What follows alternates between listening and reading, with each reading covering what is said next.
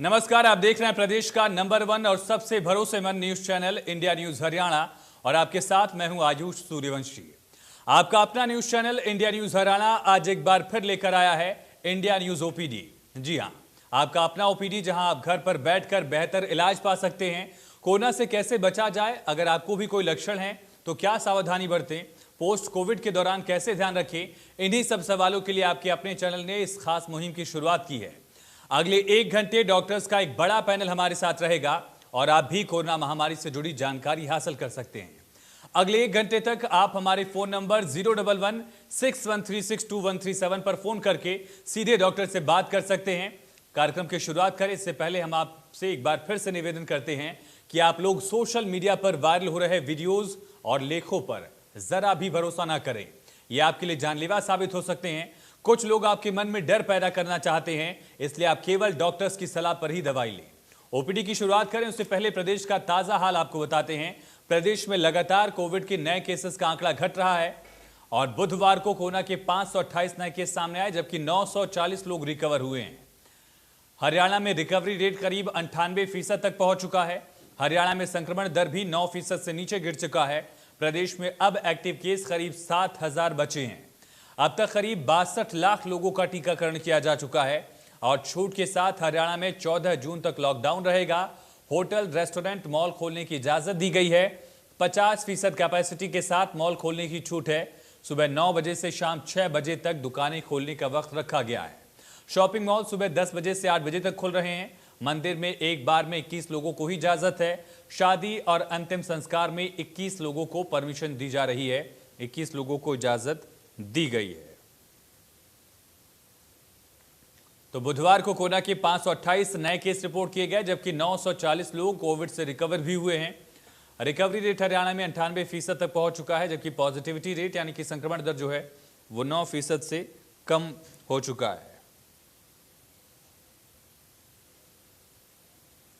छूट के साथ हरियाणा में 14 जून तक लॉकडाउन है और दुकानें खोलने की भी छूट दी गई है। होटल, रेस्टोरेंट, मॉल खोलने की भी इजाजत है। सुबह 9 बजे से शाम 6 बजे तक दुकान खोलने का वक्त तय किया गया है। शॉपिंग मॉल सुबह 10 बजे से 8 बजे तक खुल रहे हैं।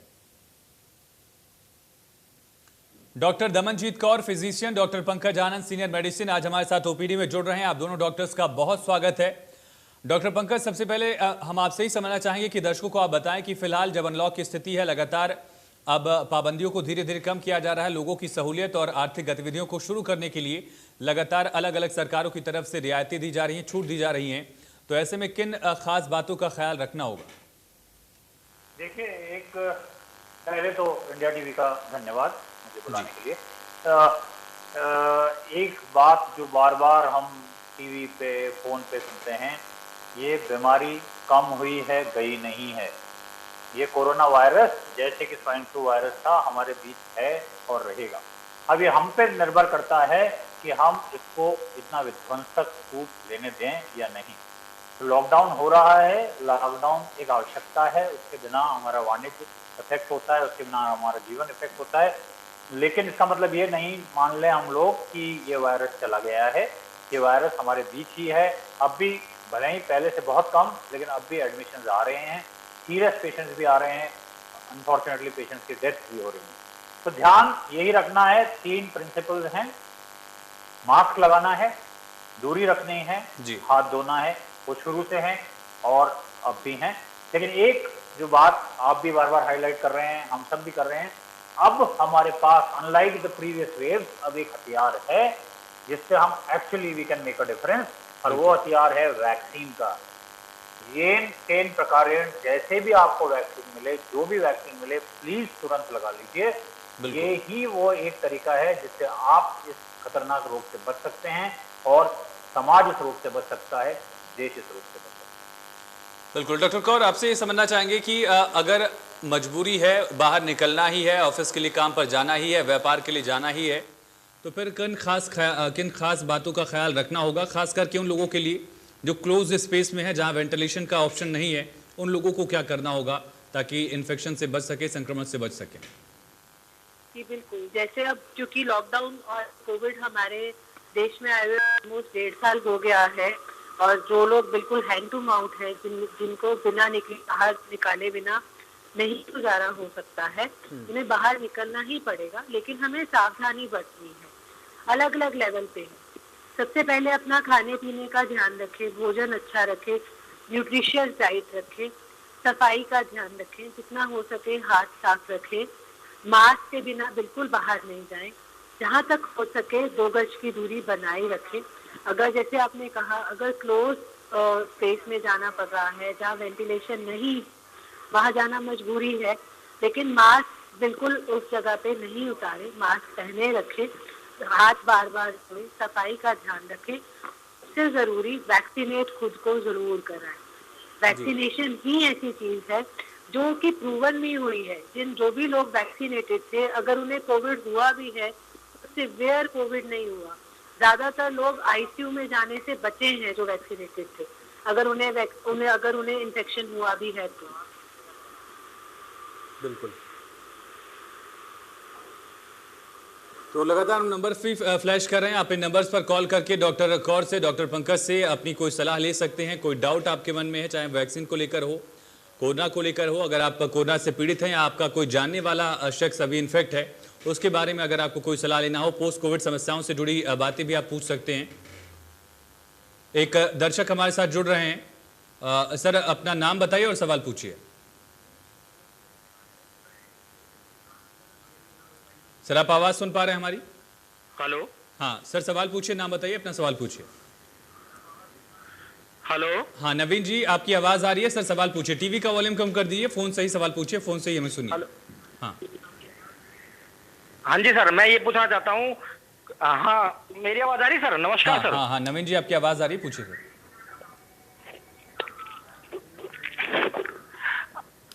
सर, मैं कोरोना से रिकवर हो चुका हूँ, लगभग मुझे 1 मंथ हो गया है। मैं ये पूछना चाहता हूँ कि ये लस्सी है, दूध है, चाय और घी, दही वगैरह क्या मैं खा सकता हूँ या नहीं खा सकता, और या कब तक मैं इसको ना खाऊं? आपको पोस्ट कोविड कोई दिक्कत अगर है?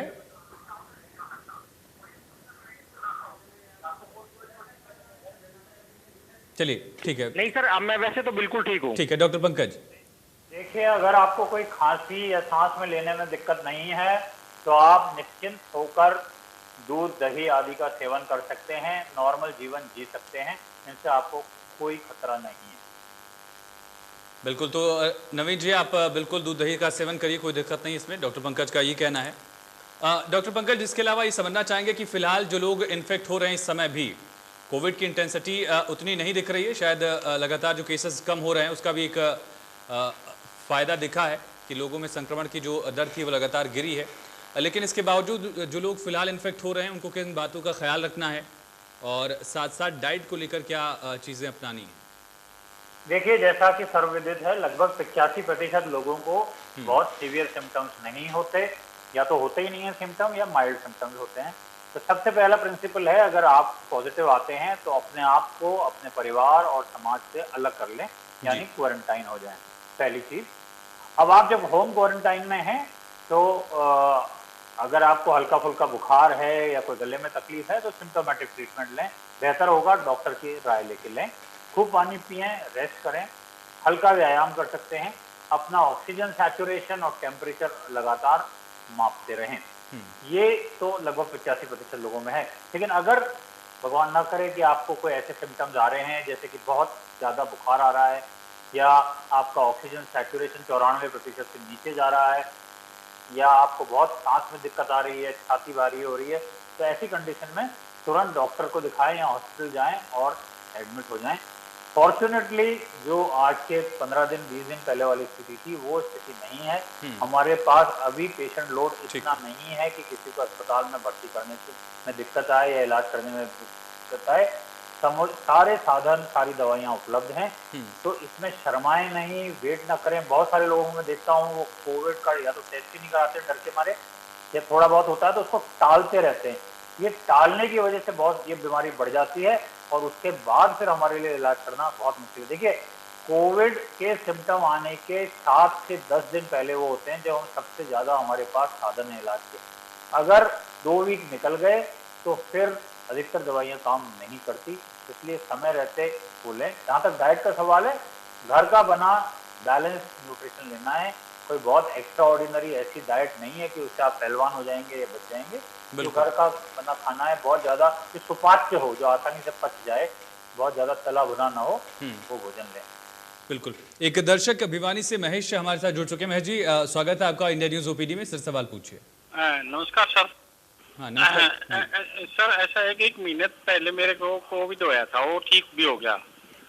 अब कुछ बुखार है, जैसे 99% 100 फahrenheit, ये बुखार है, ये क्यों है, किस लिए है जी? आपको पोस्ट कोविड यानी कि रिकवर होने के बाद फीवर आ रहा है महेश जी? हाँ जी, 1 महीना हो गया मेरे को, बिल्कुल ठीक हूँ वैसे तो, लेकिन बुखार है नहीं, वो बीच बीच में कभी अभी पहले से नहीं, अभी महीने बाद अभी कुछ 99 या 100 आ जाता है। बिल्कुल, ये कई लोगों में देखा गया है, लगातार इस तरह के केसेस सामने आए हैं। डॉक्टर कौर, इसका अगर आप जवाब देना चाहें, पोस्ट कोविड भी जो फीवर वाली दिक्कत है, थोड़ी कॉमन दिक्कत जरूर है, लेकिन क्या एहतियात करना होगा, क्या करना होगा? जी बिल्कुल, पर्टिकुलरली जो सेकेंड वेव ऑफ कोविड आई है, इसमें काफी लोग ऐसे हैं जिसको हम लॉन्ग कोविड कह सकते हैं या पोस्ट फीवर आ रहा है इंटरमिटेंटली।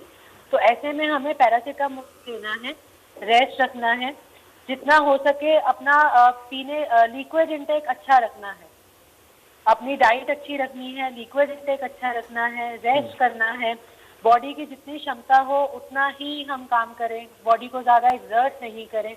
और फीवर 99-100 तक रहता है, हम पैरासीटामोल ले सकते हैं। अगर लगातार रह रहा है फीवर, टूट ही नहीं रहा है पैरासीटामोल से, तो निश्चित रूप से हमें अपने डॉक्टर को दिखाना चाहिए। बिल्कुल महेश जी, फिलहाल पैरासीटामोल ले सकते हैं। अगर उससे आपको आराम नहीं मिलता है तो बिल्कुल डॉक्टर को कंसल्ट करिए, और कुछ टेस्ट हैं जिनका जिक्र डॉक्टर करेंगे आपसे, उन टेस्ट को करवाना होगा। बहुत शुक्रिया आपका महेश जी कॉल करने के लिए। डॉक्टर कौर, ये भी समझना चाहेंगे कि पोस्ट कोविड जो इस तरह की चीज़ें आ रही हैं, उनको मॉनिटर करना कितना ज़रूरी है, और कब तक इन चीज़ों को लेकर हम खुद प्रिकॉशंस बरत सकते हैं, और कब डॉक्टर के पास जाना ज़रूरी हो जाएगा, चाहे वो वीकनेस के मामले में हो, फीवर के मामले में हो, या कोई और दिक्कत हो? फिर पहले तो जो कॉमन आ रहे हैं सिम्टम, उसमें है वीकनेस रहना, पेशेंट को के अलग अलग हिस्सों में दर्द जैसा एहसास रह सकता है। कई पेशेंट्स को, जैसे लास्ट हमारे इन्होंने पूछा कि फीवर आ रहा है, हल्का फीवर रह सकता है। कई पेशेंट्स की खांसी रह सकती है। ये माइल्ड और कॉमन सिम्टम है, इनसे हमें डरना नहीं है। इनका सिम्टोमेटिक उपचार ही हम कर सकते हैं। जैसे अगर फीवर है तो हमने पैरासीटामोल ले लिया, वीकनेस है हम रेस्ट कर सकते हैं, इवन तब भी ज्यादा दर्द है तो हम पैरासीटामोल ले सकते हैं। सूखी खांसी है तो सिंपल कफ सप्रेसेंट, हनीटस जैसे हम लोग एडवाइस करते हैं, वो लिया जा सकता है, भाप ली जा सकती है। ये कॉमन सिम्टम है, और ऐसे सिम्टम्स हैं जिनसे हमें बहुत ज्यादा डरने की जरूरत नहीं है। जो सिम्टम डरने वाले हैं उनमें है, अगर हमारा सांस तेजी से फूल रहा है, अगर ऑक्सीजन लेवल ड्रॉप कर रहे हैं, फीवर लगातार 100 बार से ऊपर आ रहा है, और जो इम्पोर्टेंट है पर्टिकुलरली वो पेशेंट जो डायबिटिक हैं और जिन्हें सिवियर कोविड हुआ या जिनको स्टेरॉइड मिले ड्यूरिंग देयर ट्रीटमेंट, उनको फंगल इन्फेक्शन का या सुपर एडिड बैक्टीरियल इन्फेक्शन का रिस्क है।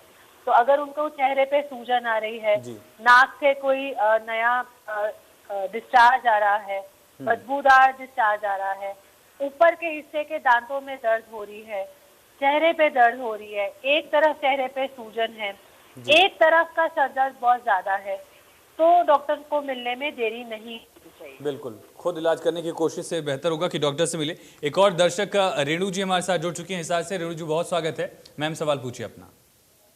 हाँ जी, मुझे कोविड हुआ था जी, मैं 5 मई को आइसोलेशन से बाहर आई थी। हेलो। हाँ मैम, आपकी आवाज़ हम सुन पा रहे हैं, आगे सवाल बताइए। हाँ जी, तो मैं ये पूछना चाहती हूँ, जब मुझे वैक्सीनेशन लेनी है तो कब लेनी है?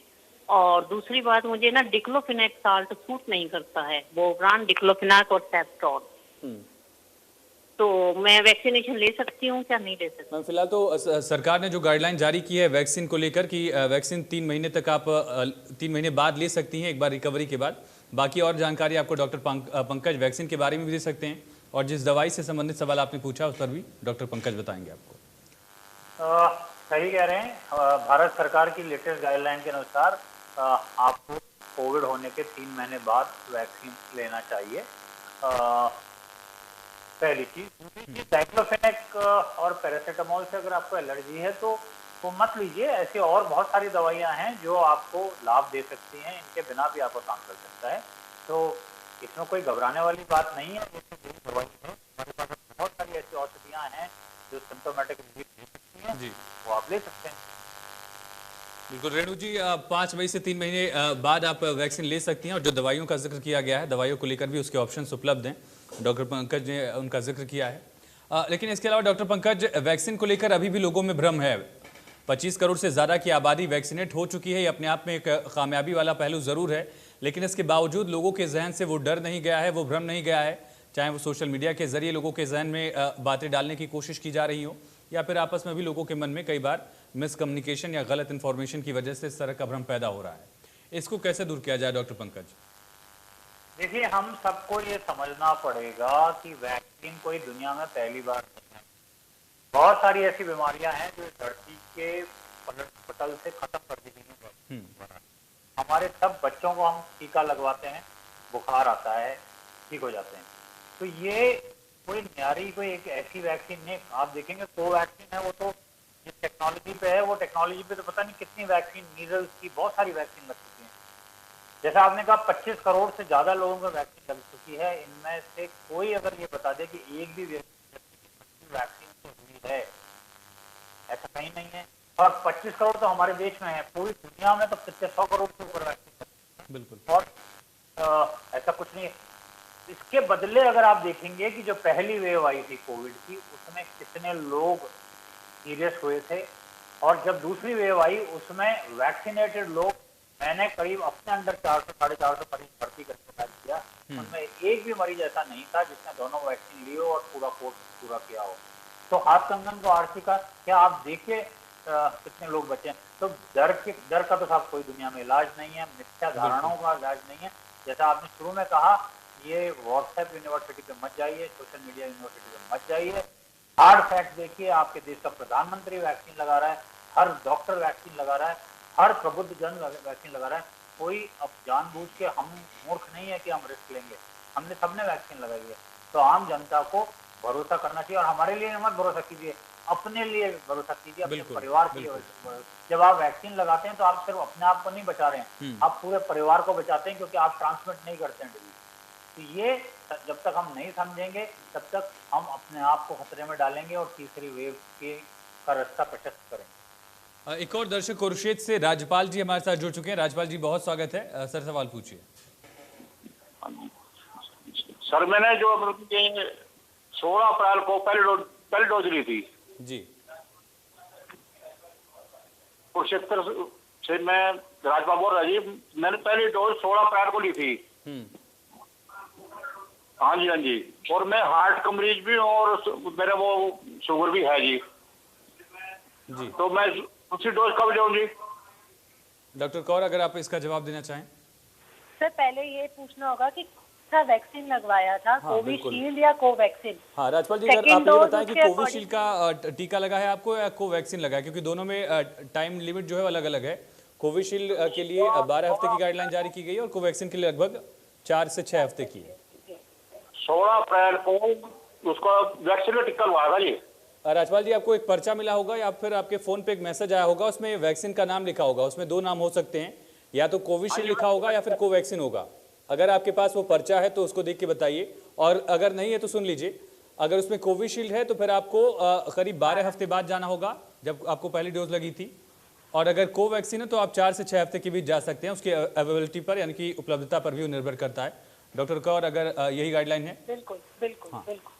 चलिए राजपाल जी, बहुत शुक्रिया कॉल करने के लिए। उम्मीद है आपका ये जो शक है, जो डाउट है आपको, वो खत्म हुआ होगा। लेकिन डॉक्टर कौर, ये समझाना कितना ज़रूरी है, समझना कितना ज़रूरी है कि थर्ड वेव जिसका जिक्र किया जा रहा है, अगर ये कहा जा रहा है कि बच्चों में भी ये खतरनाक हो सकती है, अगर ऐसी स्थिति आती है, तो उससे बचने के लिए, कोविड से आज़ादी पाने के लिए, और ये जो सारी चीज़ें फैली हुई हैं फिलहाल कोविड की वजह से भी, उससे आज़ादी पाने का एकमात्र जरिया फिलहाल हमारे पास वैक्सीन ही है। ये कितना इंपॉर्टेंट से समझना, ये बहुत ज़्यादा ज़रूरी है।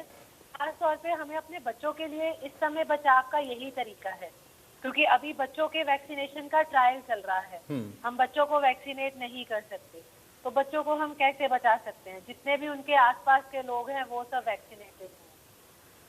दूसरा, हम कोविड अप्रोप्रिएट बिहेवियर को अपने जीवन शैली में ढालें, मास्क पहने, सफाई का ध्यान रखें, सोशल डिस्टेंसिंग का ध्यान रखें और बिना वजह बाहर नहीं निकलें। ये हमें, जब तक हम जीवन शैली को नहीं अपनाते तब तक थर्ड वेव को प्रिवेंट करना या अगर वो आए तो उसे लिमिट में रखना बहुत मुश्किल बनेगा।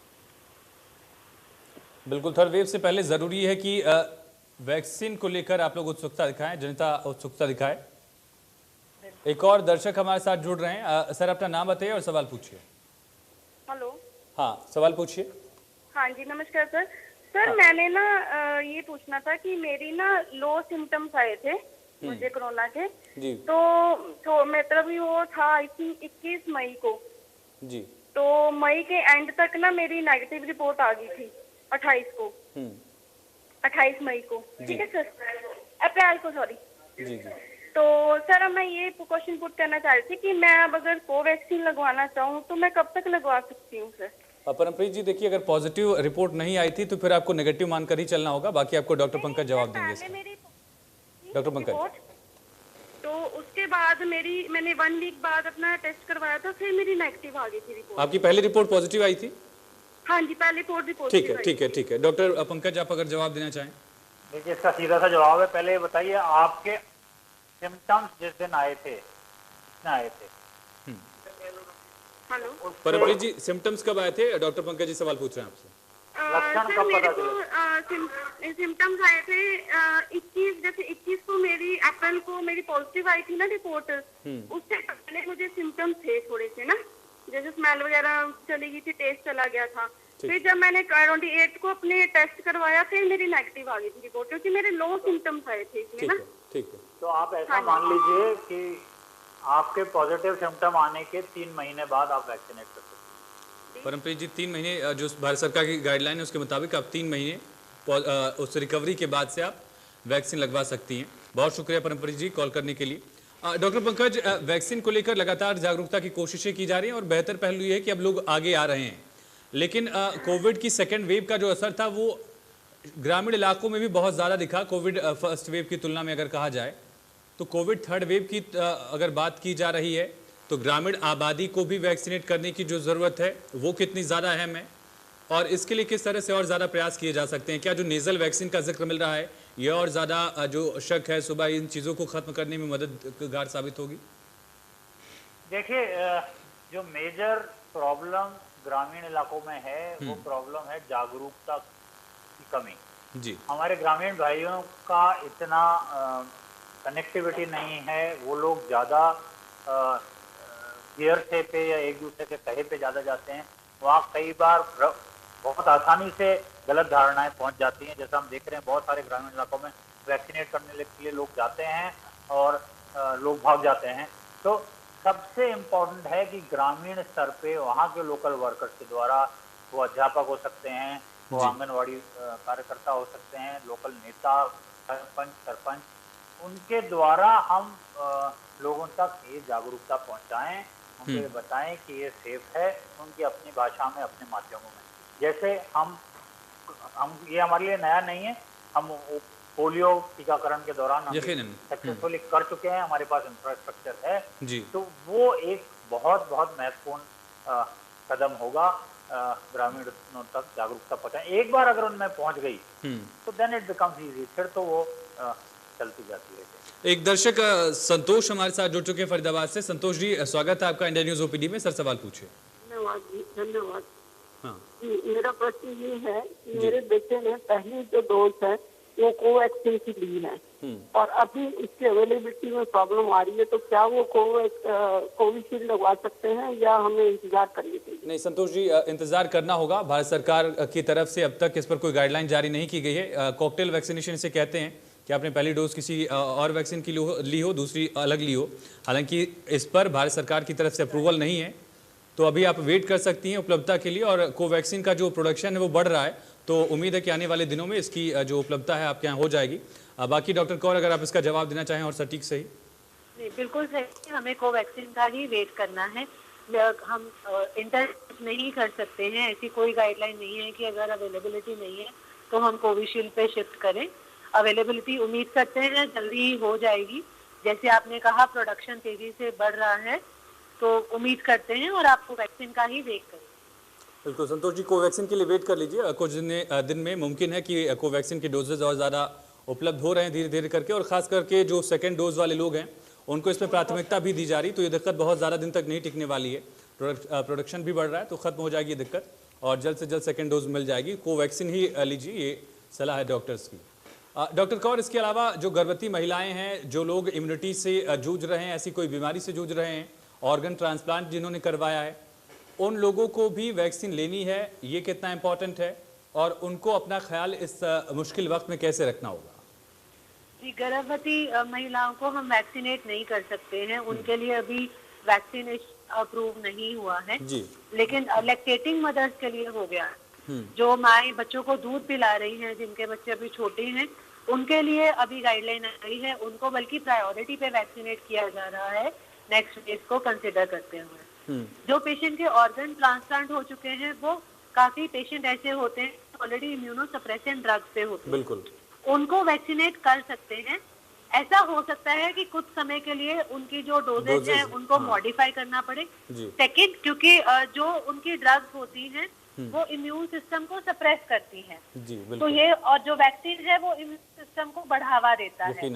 ऐसा हो सकता है कि वैक्सीनेशन से उतनी इम्यूनिटी जनरेट ना हो जितनी नॉर्मल हेल्दी ह्यूमन बीइंग में होगी जो पेशेंट इम्यूनोसप्रेसिव ड्रग पे है, लेकिन कुछ ना होने से कुछ होना बेटर है, तो उन्हें वैक्सीनेशन जरूर कराना चाहिए। और सेकंड, कोविड अप्रोप्रिएट बिहेवियर को बिल्कुल और रिलीजियसली फॉलो करना चाहिए। बिल्कुल। डॉक्टर पंकज, ये कितना ज़रूरी हो जाता है कि अगर किसी चीज़ की दवाई चल रही है किसी भी पेशेंट की या किसी शख्स की, तो डॉक्टर से कंसल्ट करके वैक्सीन के लिए जाए, ये इम्पोर्टेंट है? निश्चित रूप से इम्पोर्टेंट है। अगर आप अपने चिकित्सक से कोई ट्रीटमेंट ले रहे हैं तो जाने से पहले एक बार फोन कर लें कि सर कल मैं वैक्सीन लगाने जा रहा हूँ, जा रही हूँ, मुझे कोई प्रिकॉशन लेने की जरूरत है या नहीं। बट बाय चांस अगर आप नहीं लगा पा रहे हैं तो आपको 2-3 चीजों का ख्याल रखना है। अगर आप ऐसी दवाई ले रहे हैं जो आपके खून को पतला रखती है, खास तौर पे जिसको हम लोग वॉरफेरिन या उस ग्रुप की दवाई जो खासतौर पे इनके हार्ट वॉल्व का इलाज चल रहा है, अगर वो ले रहे हैं, उनमें रिस्क ये रहता है कि जब ये वैक्सीन जो हमारी मांसपेशी में लगाया जाता है और अगर वो ये दवाई ले रहे हैं तो वहाँ रक्तस्राव होने का या खून जमा होने का खतरा रहता है, तो उन लोगों को ध्यान देने की आवश्यकता है।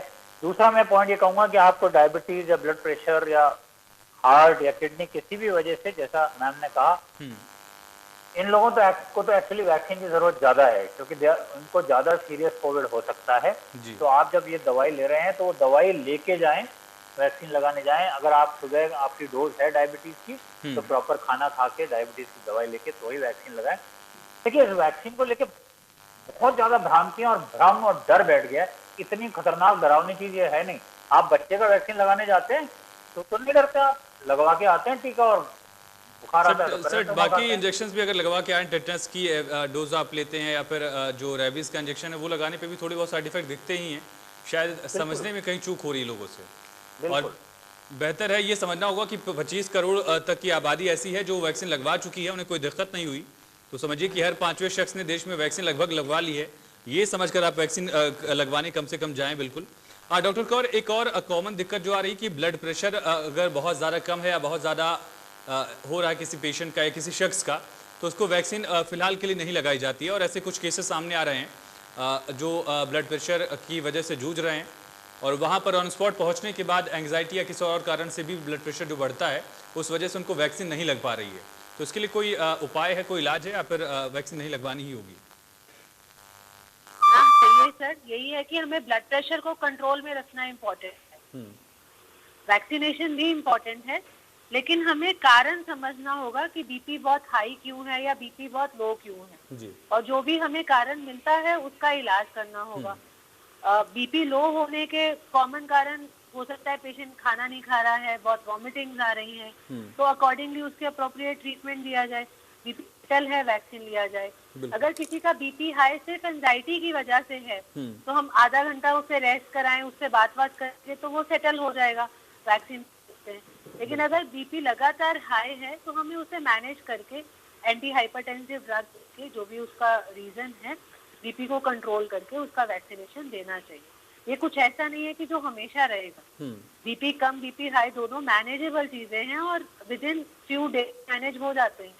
बिल्कुल। चरखी दादरी से एक दर्शक कबीर हमारे साथ जुड़ चुके हैं। कबीर जी बहुत स्वागत है, सर सवाल पूछिए। हेलो। हाँ सर सवाल पूछिए, आपकी आवाज आ रही है। हाँ जी, ऐसा है जी, मैंने जो है मेरे को आईटीपी डिजीज है। सर फिर से एक बार फिर से दोहराएंगे प्रवीण जी? मेरे को आईटीपी डिजीज है, लो प्लेटलेट्स हैं। हाँ, तो लो प्लेटलेट्स रहते हैं मेरे 15-20 हजार ही प्लेटलेट रहते हैं। एक बार मैंने स्टेरॉइड खा के और जो है ना प्लेटलेट्स बढ़ाए थे तो 35,000 हो गए थे। फिर ये कोविशील्ड लगवाया था 9 अप्रैल को जी। तो फिर मेरे को 14 अप्रैल को मेरे को निमोनिया हो गया। अच्छा। और फिर मैं एडमिट रहा, फिर मैं उससे रिकवर हुआ। शुगर भी साथ में है, तो मैं क्या अभी दूसरी डोज लगवा सकता हूँ? डॉक्टर पंकज अगर जवाब देना चाहें आप। देखिए, मैं ये मानने को राजी नहीं हूँ कि आपको वैक्सीन की वजह से निमोनिया हुआ। इस निमोनिया का कारण कुछ और हो सकता है, वायरस से हो सकता है या बैक्टीरिया की वजह से। तो प्लीज आप इस वैक्सीन की का कारण समझ के वैक्सीन बोलना चाहते हैं, आप बिल्कुल लगाएं वैक्सीन। डॉक्टर पंकज, प्रवीण को प्लेटलेट से संबंधित एक बीमारी से भी वो जूझ रहे थे, तो उसके बाद भी वैक्सीन लगवा सकते हैं। पिछली बार भी इन्होंने लगाई और बहुत ही अच्छा इन्होंने कदम उठाया। और उसी तरीके से लगाएं। अपने डॉक्टर जो आप ट्रीट कर रहे हैं उनके मार्ग में ये वैक्सीन लगवाएं। और आप बिल्कुल डरे नहीं, क्योंकि पिछली बार आप निमोनिया वैक्सीन की वजह से नहीं हुआ तो ये जरूरी नहीं है कि आपको दोबारा निमोनिया होगा, आप तुरंत लगाएं। चलिए प्रवीण जी बहुत शुक्रिया। उम्मीद है आपको आपका जवाब मिल गया होगा कि वैक्सीन के लिए आपको आगे जाना होगा। आपने पहली डोज ली है, अच्छा कदम था, दूसरी डोज के लिए भी आप अप्लाई करिए। डॉक्टर पंकज, इसके अलावा डाइट को लेकर कई सारी दिक्कतें लोगों को सामने आ रही हैं। आज कन्फ्यूजन की स्थिति है, कोई बहुत ज़्यादा काढ़ा पी ले रहा है तो उससे लिवर में दिक्कत हो जा रही है, छाले पड़ जा रहे हैं। तो जो व्हाट्सएप वाले मैसेजेस हैं या व्हाट्सएप वाला इलाज है कोविड का, उसको कितना मानना है कितना नहीं मानना है? देखिए, ये इसका एक मेन कारण ये है कि लोग डर गए हैं। तो डर में आदमी कुछ भी एक्सपेरिमेंट करता है। कोई तो भाप ले लेकर दिन भर भाप लेते रहते हैं, गला जला के आ रहे हैं। बिल्कुल। समझिए, सबसे कुछ नहीं होता। कोई आदर्श डाइट नहीं है। जो स्वस्थ रहने के लिए नॉर्मल डाइट होती है, घर की दाल रोटी से बढ़िया कोई चीज नहीं है। एक बैलेंस डाइट लें, समय पर खाना खाएं, न ज़्यादा खाएं न कम खाएं, मॉडरेशन में रहें, हल्का व्यायाम करें। महत्वपूर्ण इस बीमारी से बचने में भोजन नहीं है। महत्वपूर्ण इस बीमारी से बचने में 4 चीजें हैं जो मैं बार बार शुरू से कह रहा हूँ। पहली चीज आज के टाइम पे वैक्सीन लेना जी। दूसरा मास्क, तीसरा सोशल डिस्टेंसिंग और चौथा हाथ धोना। बाकी कोई ऐसा रामबाण नहीं है कि आप ये काढ़ा पी लेंगे या आप ये दवा ले लेंगे तो आप इससे बच जाएंगे। ये वायरस बहुत होशियार है, इससे कोई फर्क नहीं पड़ता इन फैंसी डाइट का। और एक बहुत 1000 करोड़ का मार्केट क्रिएट हो गया है इस डर के मारे। प्लीज अपने वित्तीय स्थिति, मानसिक स्थिति से न बिगाड़ें और इन चीजों का ख्याल रखें। बिल्कुल, ऐसे लोगों से बचना होगा। खास करके अगर आपके किसी व्हाट्सएप वाले डॉक्टर ने कोई सुझाव दिया है जिसको लेकर अगर आपके मन में कोई डर है, तो आप डॉक्टर कौर से, डॉक्टर पंकज से वो सवाल पूछ सकते हैं, उसको कंफर्म कर सकते हैं कम से कम कि जो आपको व्हाट्सएप मैसेज मिला है वो सही है या गलत है। डॉक्टर कौर, इसके अलावा एक दर्शक हमारे साथ जुड़ चुके हैं, फतेहाबाद से भुवनेश जी हैं। भुवनेश जी बहुत स्वागत है, सर सवाल पूछिए। सर मेरा सवाल ये है, मेरा गाँव नंदोड़ी है, ठीक है। हमारे गाँव में अब तक 30 टिक्के आए हैं। आप कहते हो टिक्के से बचाव होगा, सरकार से हम पूछते हैं, हमारे गांव में अभी तक टिक्का नहीं है एक भी। 30 टिक्के आए हैं कुल 18 प्लस के। भुवनेश जी, अगर ऐसा है तो बिल्कुल स्थिति बदलनी चाहिए और इसको लेकर इंडिया न्यूज़ भी गुजारिश करेगा कि आपके ज़िले के जो CMHO हैं कम से कम आपके गांव तक वैक्सीनेशन को प्रोवाइड कराएं। हालांकि प्रोडक्शन की दिक्कत है, ये एक पहलू ज़रूर है, लेकिन इसके बावजूद जो लोग वैक्सीनेशन के लिए अगर ग्रामीण इलाकों में आगे आ रहे हैं तो उनको वैक्सीन मिलनी चाहिए। इंडिया न्यूज़ भी अपने इस प्लेटफॉर्म के जरिए आपके ज़िले के जो जनप्रतिनिधि हैं उनसे भी गुजारिश करता है कि आप लोगों को वैक्सीन दिलवाई जाए ताकि आप लोग कोविड से बच सके। बहुत शुक्रिया आपके इस सवाल के लिए, कम से कम जो मुद्दा आपने उठाया उसके लिए भी। डॉक्टर कौर, वैक्सीनेशन को लेकर ग्रामीण इलाकों में लोग अब आगे आ रहे हैं, एक बेहतर पहलू अभी दिखने लगा है। कुछ गाँव के ऐसे लोग हैं जो वैक्सीनेशन के लिए उत्सुक हैं, जैसा भुवनेश जी ने भी बताया कि उनके यहाँ गाँव में वैक्सीन नहीं पहुँच पा रही है। तो आने वाले दिनों में ये और ज़्यादा कितना इंपॉर्टेंट होने वाला है, खास करके थर्ड वेव की स्थिति में, और इसके अलावा मैम ये समझा जाए क्या कि थर्ड वेव हमारी कोशिशों पर डिपेंड करेगा कि थर्ड वेव आएगी या नहीं आएगी, या उसकी इंटेंसिटी क्या होगी, या टाइम पीरियड उसका क्या होगा? बिल्कुल सही कहा आपने। हम लोग एक ऐसी इस थर्ड वेव को प्रिवेंट करने में, थर्ड वेव को डिले करने में, प्रिवेंट हम कर पाए कि नहीं, रोक पाए कि नहीं कह सकते, एटलीस्ट हम डिले कर सकते हैं। बिल्कुल हम अपना कोविड अप्रोप्रिएट बिहेवियर बार बार जो सर कह रहे हैं, जो मैं वर्ड यूज कर रही हूँ, जो आप बार बार, जो हमारे फोन की रिंगटोन पे बार बार आता है, हमें उस चीज को तो अपने आप में ढालना ही है, उससे बचा नहीं जा सकता। सेकेंड, वैक्सीन वैक्सीन वैक्सीन, जितना जल्दी वैक्सीनेशन हो, और हमारा भारतवर्ष ज्यादा भारत ग्रामीण इलाके में ही है आज भी, तो ग्रामीण इलाकों में वैक्सीनेशन होना, जैसे ये दर्शक आए थे लास्ट में, ये कितने उत्सुक हैं, हमें चाहिए इन्हीं लोगों को और अपलिफ्ट करना, कि ये अपने दोस्तों को, अपने परिवारजन को, जो इनके वर्क प्लेस पे लोग हैं, इन सबको ये और मोटिवेट करें। और जैसे आशा वर्कर्स हैं, दे आर दी वंस जो बिल्कुल पोलियो रेडिकेशन में हमारी इतनी हेल्प करते हैं, हर एक वैक्सीनेशन में इन सबका योगदान है, इन सबको यूज किया जाए। विलेज लेवल के डिस्पेंसरीज को यूज किया जाए, स्कूल्स को यूज किया जाए, जो धार्मिक हमारे लीडर्स हैं, उनको, उनकी बात ग्रामीण लोग और अच्छे से सुनते हैं, हम उन्हें मोटिवेट करके वैक्सीनेशन के लिए जागरूकता और अच्छी ला सकते हैं ग्रामीण इलाके में। बिल्कुल। एक और दर्शक महेंद्र हमारे साथ जुड़ चुके हैं रोहतक से। महेंद्र जी बहुत स्वागत है, सर सवाल पूछिए। हाँ जी नमस्कार जी। हाँ नमस्कार महेंद्र जी, सवाल पूछिए।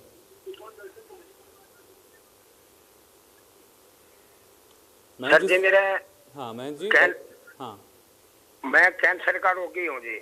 जी। तो 2016 मेरे को कैंसर हुआ था, मैं वैक्सीन लगवा सकता हूँ या नहीं जी? बिल्कुल आप लगवा सकते हैं, लेकिन एक बार डॉक्टर से भी कंफर्म कर लेते हैं, डॉक्टर पंकज आपको बता देंगे बेहतर। तो जी आप सबसे पहले जाके वैक्सीन लगाओ। आपको ईश्वर ना करे अगर कोविड वायरस आता है तो आप ज्यादा रिस्क है और लोगों से सीरियस बीमारी, तो आपको सबसे पहले बिना सोचे मैं गारंटी देता हूँ आप। महेंद्र जी बिल्कुल जाइए वैक्सीन लगवाइए, लेकिन एक खास बात का ख्याल रखिएगा महेंद्र जी, जब आप कैंसर के पेशेंट हैं, आप वैक्सीन लगवाने जा रहे हैं, तो कुछ वैक्सीनेशन सेंटर्स पर ऐसा देखा गया कि लोगों की भीड़ थी, सोशल डिस्टेंसिंग नहीं था, कई लोगों ने मास्क भी गलत तरीके से लगा रखा था। तो महेंद्र जी कृपया ख्याल रखिएगा इस चीज़ का भी कि आप डबल मास्क अगर हो सके तो लगा के जाएँ, मुमकिन हो, क्योंकि वहाँ पर भीड़ अगर ऐसी होती है। इस बात का ख्याल रखिएगा, तमाम नियम कायदों का पालन करके ही जाइएगा वैक्सीनेशन सेंटर पर। और डॉक्टर पंकज ने यही सलाह दी है कि वैक्सीन बिल्कुल लगवाइए, आप प्राथमिकता के तौर पर जाकर लगवाइए। डॉक्टर पंकज ये कितना ज़रूरी है कि जो लोग वैक्सीनेशन सेंटर पर जा रहे हैं वहाँ नियम कायदों को तोड़ते हैं, उस केस में अगर कोई इन्फेक्ट होता है तो दोष वैक्सीन को दे देते हैं कि वैक्सीन भी लगवा ली, उसके बाद इन्फेक्ट भी हो गए, और ये होता है कि वैक्सीन से ही बीमार हो गए। ये कन्फ्यूजन वाली स्थिति कितनी ज़्यादा हो रही है? आयुष जी ये मैंने कई मरीजों में देखा और उन्होंने आके ब्लेम किया वैक्सीन को। दो चीज़ होती हैं इसमें, देखिए कई बार व्यक्ति के शरीर में वायरस होता है उस समय जब वो वैक्सीन लगाने जाता है, लेकिन लक्षण नहीं आते, क्योंकि कोविड की एक मेन प्रॉब्लम ये है कि आपके अंदर ये वायरस हो सकता है, लेकिन इसके लक्षण आने में 4 से 5 दिन लग जाते हैं कई बार। तो व्यक्ति तीसरे दिन वैक्सीन लगाता है, 2 दिन बाद बुखार आता है और वो पॉजिटिव आ जाता है, तो उसको लगता है वैक्सीन से हुआ। या जैसा आपने कहा वैक्सीन सेंटर्स पे भीड़ लगाते हैं, सोशल डिस्टेंसिंग नहीं रखते, वहां से वायरस ले लेते हैं। और वैक्सीन का याद रखिए असर तभी आएगा पूर्ण जब 2 वैक्सीन लग चुकेंगी, उसके भी 15 दिन बाद। तो आप ये सोचेंगे एक वैक्सीन लगा दी और आप पहलवान हो गए, प्लीज कुछ कमी मत जाइए। बहुत सारे पेशेंट सीरियस हुए हैं, मृत्यु भी हुई है जिन्होंने सिर्फ एक वैक्सीन लगाई थी। वो देता है प्रोटेक्शन, लेकिन बहुत पार्शियल प्रोटेक्शन देता है।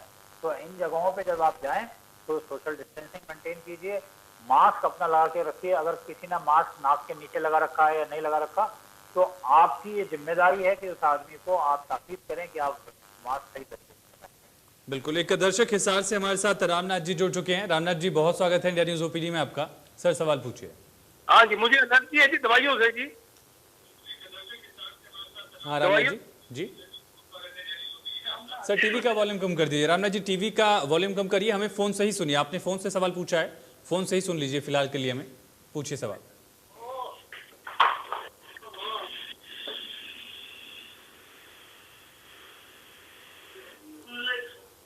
रामनाथ जी सुन पा रहे हैं क्या आप हमें?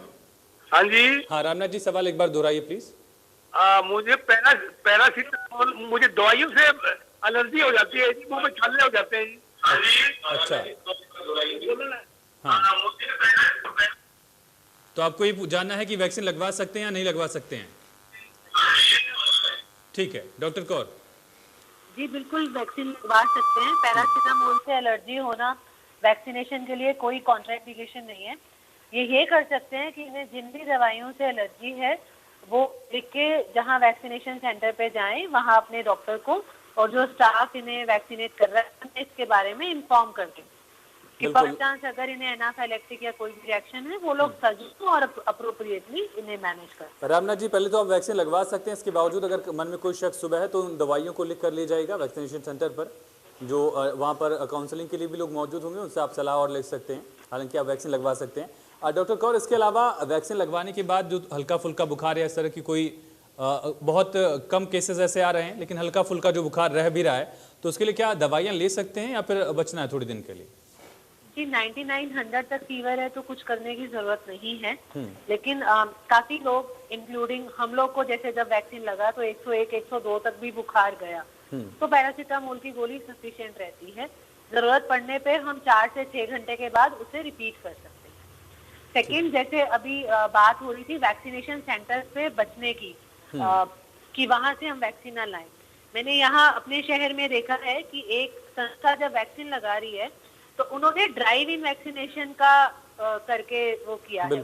तो इसमें पेशेंट को अपनी गाड़ी से भी बाहर नहीं निकलना है, उसी के अंदर ही वैक्सीन होना है और उन्होंने चले जाना है, तो इससे स्प्रेड होने का चांस और कम रहता है। ये मैं जो हमारे समाज की संस्थाएं जो कैंप्स लगा रहे हैं वैक्सीन का, उनसे अपील करूंगी कि ऐसे इनोवेटिव आइडियाज हैं जो कैची भी हैं, यंग पॉपुलेशन उसके लिए और आगे भी आएगी और उससे दूसरों को इन्फेक्शन होने का, सोशल डिस्टेंसिंग मेंटेन रहने का बहुत अच्छा तरीका है। बिल्कुल, इस तरह की कोशिश बाकी शहरों में भी की जा रही है डॉक्टर कौर, और इसका असर भी दिखा है। बिल्कुल आपने सही कहा कि युवा इससे और ज़्यादा आगे बढ़े हैं, सोशल डिस्टेंसिंग भी अपने आप मेंटेन हो जा रही है। डॉक्टर पंकज, इसके अलावा कोविड अगर हम संक्रमित हैं तो SO2 का ध्यान रखना है, यानी कि जो ऑक्सीजन लेवल है उसका ध्यान रखना है, पल्स रेट का ध्यान रखना है, टेम्परेचर का ध्यान रखना है। क्या उस दौरान ब्रीदिंग एक्सरसाइजेज हम कर सकते हैं, और बाकी एक्सरसाइजेज को लेकर क्या राय है? क्या ऐसे एक्सरसाइजेज भी कर सकते हैं जिससे बॉडी थकती हो, या इनसे बचना होगा थोड़ा? देखिए, आंसर तो समझा है। ब्रीदिंग एक्सरसाइज आप कर सकते हैं, आप अन्य एक्सरसाइजेज भी कर सकते हैं, लेकिन अपने आप को थकाना नहीं है। आपका शरीर एक बाहरी आक्रमण से जूझ रहा है, लड़ रहा है। ऐसे में अगर आप अंदरूनी एक संघर्ष और पैदा कर लेंगे तो कम हो सकती है। माइल्ड एक्सरसाइज कर सकते हैं, योगा कर सकते हैं, प्राणायाम कर सकते हैं, ब्रीदिंग एक्सरसाइज कर सकते हैं। अगर आपको हल्की सी बीमारी है तो उसमें कोई नुकसान नहीं है, लेकिन बहुत ज़्यादा जिमिंग, वेट लिफ्टिंग ऐसी जो एक्सरसाइजेज हैं वो कुछ दिन के लिए टाल दीजिए। ठीक है। एक और दर्शक हिसार से, माफ कीजिए, सिरसा से हमारे साथ लीजा जी जुड़ चुकी हैं। लीजा जी, सवाल पूछ सकती हैं आपने। सर, मुझे डिक्लोफेनाक और वोब्रान रिएक्शन करता है, तो क्या मैं वैक्सीन लगवा सकती हूँ? डॉक्टर कौर। जी बिल्कुल वैक्सीन लगवा सकती हैं, बिल्कुल निडर होके जाइए, वैक्सीन लगवाइए। जिन भी ड्रग से आपको रिएक्शन है आप वो सूची साथ ले जाइए और अपने वहाँ के सेंटर पे इन्फॉर्म करिए, वैक्सीन जरूर लगवाइए। चलिए लीजा जी, बहुत शुक्रिया कॉल करने के लिए। डॉक्टर कौर, इसके अलावा गर्मी का मौसम है, लगातार जो तापमान है, टेम्परेचर बढ़ रहा है, आने वाले दिनों में और बढ़ेगा अगर मानसून की जो आहट है वो अगर नहीं होती है जल्दी। इस दौर में जो कोविड पेशेंट्स हैं उनको भी हाइड्रेट रहना, पानी पीते रहना कितना ज़रूरी है? आवाज़ नहीं आ रही क्या मैम आपको? डॉक्टर कौर, सुन पा रही क्या आप हमें? चलिए, शायद फ़ोन कट गया है, आवाज़ नहीं पहुंच रही है। डॉक्टर पंकज, मेरा सवाल आपसे यही होगा कि हाइड्रेशन कितना ज़रूरी है, पानी पीते रहना कितना ज़रूरी है? मौसम भी ऐसा है, खास करके कोविड पेशेंट्स के लिए। देखिए, आपका मेरा शरीर 70% पानी है, तो पानी तो हाइड्रेशन तो ओवरऑल हेल्थ के लिए बहुत आवश्यक है।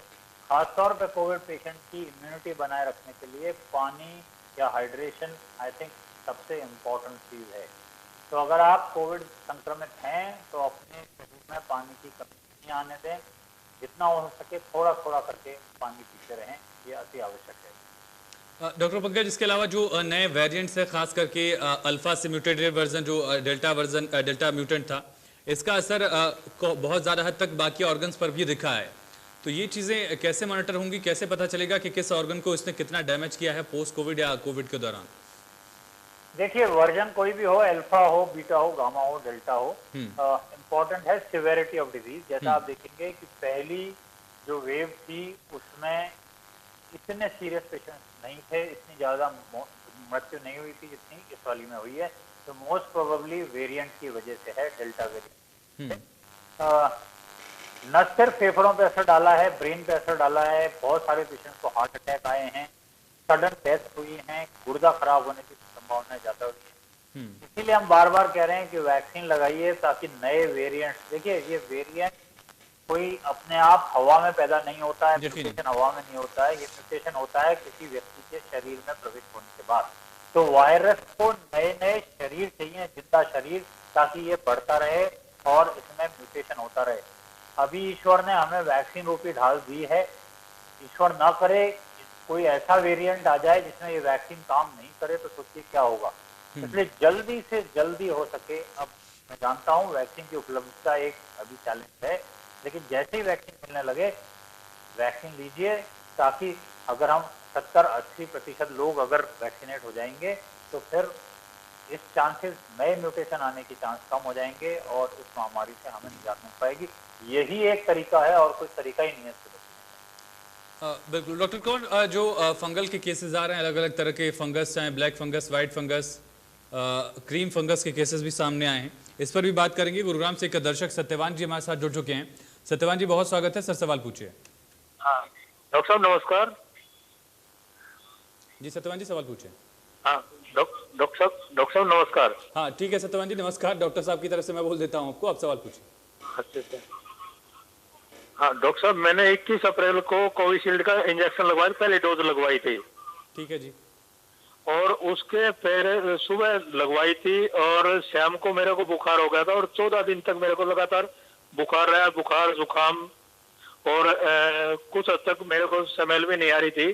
तो ज्यादा मैंने टेस्ट नहीं करवा, लेकिन मैंने अपने आप को आइसोलेट कर लिया था।